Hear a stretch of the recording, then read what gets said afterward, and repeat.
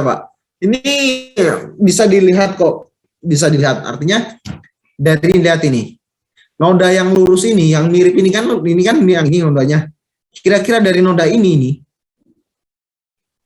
kira-kira mana yang komposisinya paling banyak? Yang A, B, C atau yang D? Yang C kita eliminasi lah, karena yang C kan jelas-jelas tidak ada kan? Kalau yang tidak ada yang C. Yang A, B, dan D itu pasti ada. Nah, kira-kira dari yang keempat, dari yang ketiga ada ini, mana yang paling banyak? Yang A, Kak, Pak. Karena dia paling... Betul. Yang paling banyak adalah yang A. Karena memang yang A ini yang paling tebal, kelihatan tebal kan? Itu hanya dilihat dari kasat mata. Karena dia yang paling tebal. Nah, kemudian yang B dengan yang D ini masih agak samar-samar nih. Kalau hanya kasat mata kita nggak bisa melihat nih. Kira-kira mana ya dari kedua ini? Karena keduanya hampir mirip, kita nggak bisa. Jadi kita membutuhkan alat yang namanya TLC scanner. Kita bisa menggunakan juga alat yang namanya TLC scanner. Kita bisa mengetahui nih nilai dari ini dan ini. Oh, mana nih yang nilainya lebih besar? Biasanya itu hanya beda beberapa koma di belakang. Kalau dia profilnya agak mirip.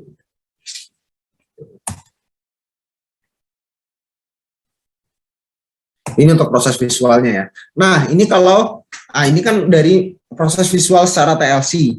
Nah, ini kromatogramnya kalau kita menggunakan XPLC analitik. Ini tadi senyawanya yang ini, senyawa yang ini, kemudian ini dan seterusnya gitu kan. Ada beberapa kurva-kurva dan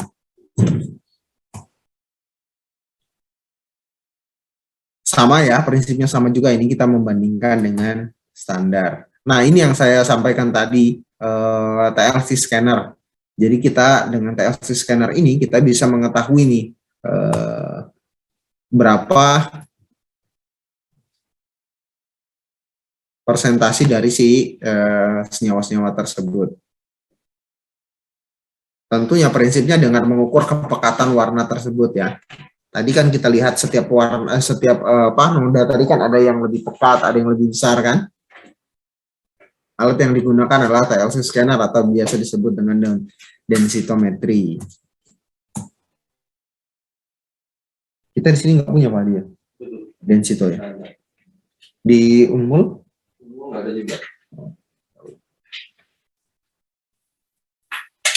Oke, kita lanjut. Ini kromatografi gas. Nah, kromatografi gas ini fungsinya untuk mengetahui, kita berbicara dulu tentang prinsip pemisahannya. Prinsip pemisahannya yaitu partisi. Kromatografi gas ini untuk mengetahui komposisi senyawa-senyawa yang dia mudah untuk menguap. Contohnya seperti senyawa-senyawa minyak atsiri, ya. Contohnya minyak atsiri hasil destilasi, kemudian kita injek ke gas liquid kromatografi. GCMS. Prinsipnya absorpsi, fase geraknya cairan pada zat yang padat, ini prinsipnya hampir sama ya. Stasionernya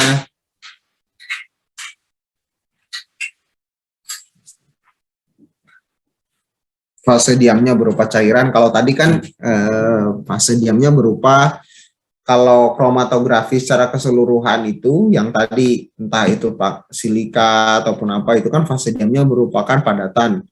Kalau gas kromatografi ini, kromatografi gas ini fase diamnya justru berupa cairan, tetapi cairan yang kita lapiskan ke dalam padatan sebagai penyangga.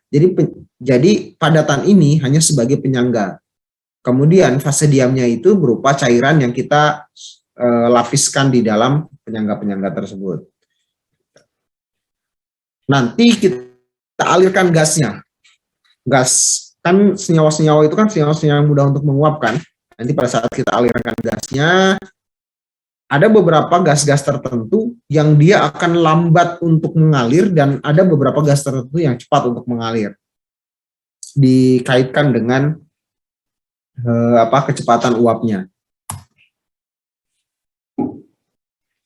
Fase diamnya juga berupa gas ya, karena memang ketika kita berbicara tentang fase kromatografi gas, tentunya juga fase geraknya juga berupa gas seperti mungkin nitrogen, helium dan juga hidrogen ya. Contohnya di sini mungkin ada komposisinya, komponen-komponennya, ada tabung gasnya, pengatur alirnya, kemudian oven, kolom dan juga detektor. Ini contohnya ya, contohnya seperti ini alatnya.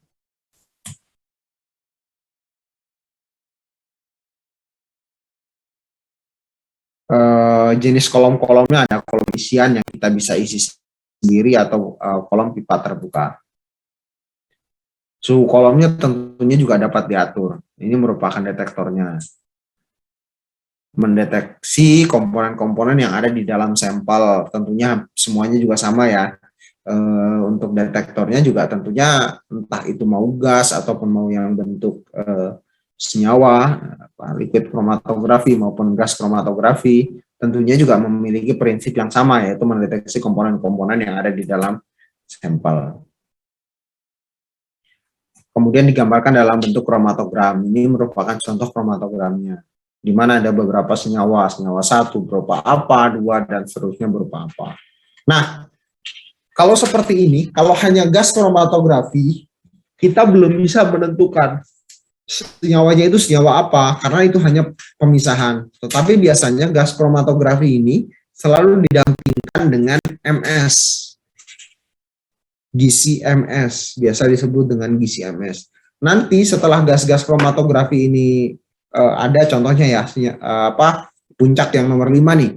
Puncak yang nomor 5 kemudian nanti disort itu ditembak dengan MS-nya, sehingga puncak nomor 5 ini nanti akan muncul nih berapa berat molekulnya. Oh, contohnya berat molekulnya 14, berat molekulnya 14 atau berat molekulnya berapa gitu. Berat molekulnya berapa? Ternyata berat molekul 14 itu apa? Oh, ternyata senyawa ini dari data library-nya. Nanti di MS itu sudah ada data library-nya. Makanya kalau gizi MS itu bisa langsung kita lihat strukturnya apa, nama senyawanya apa.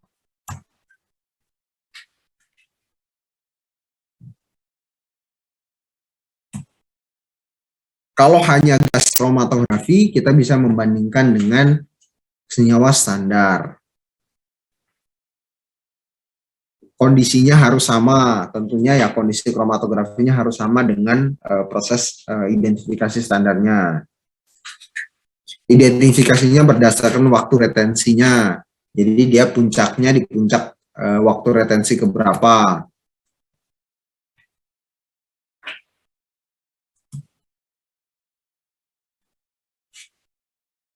Nah, ini sekarang kita berbicara tentang XPLC. Tadi kan gas kromatografi kan, tadi kan gas kromatografi.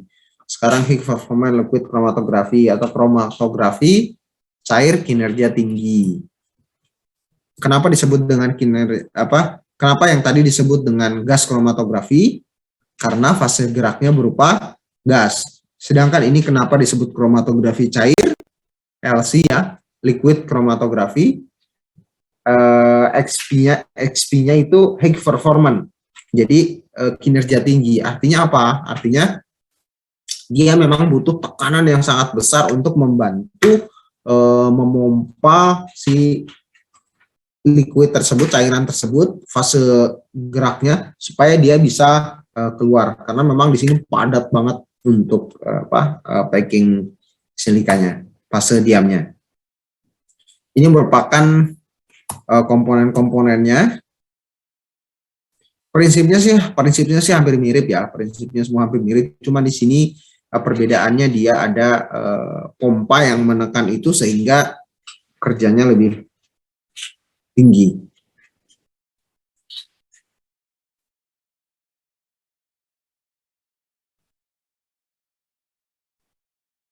Ini juga sama ya. Proses stasionernya juga sama ya, cairan yang dilapiskan pada zat padat atau penyangga. Fase mobilnya berupa pelarut atau cairan. Sedangkan tadi kalau untuk yang gas, fase geraknya berupa gas. Ini susunannya, ini beberapa kolom-kolomnya. Nah, ini berupa kromatogramnya.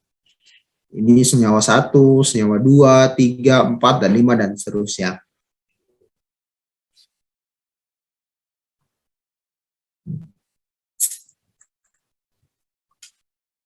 Bisa untuk mengidentifikasi dan juga kualitatif dan kuantifikasi.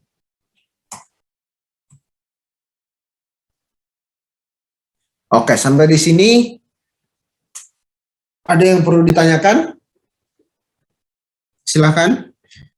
Kalau bingung, katakan bingung.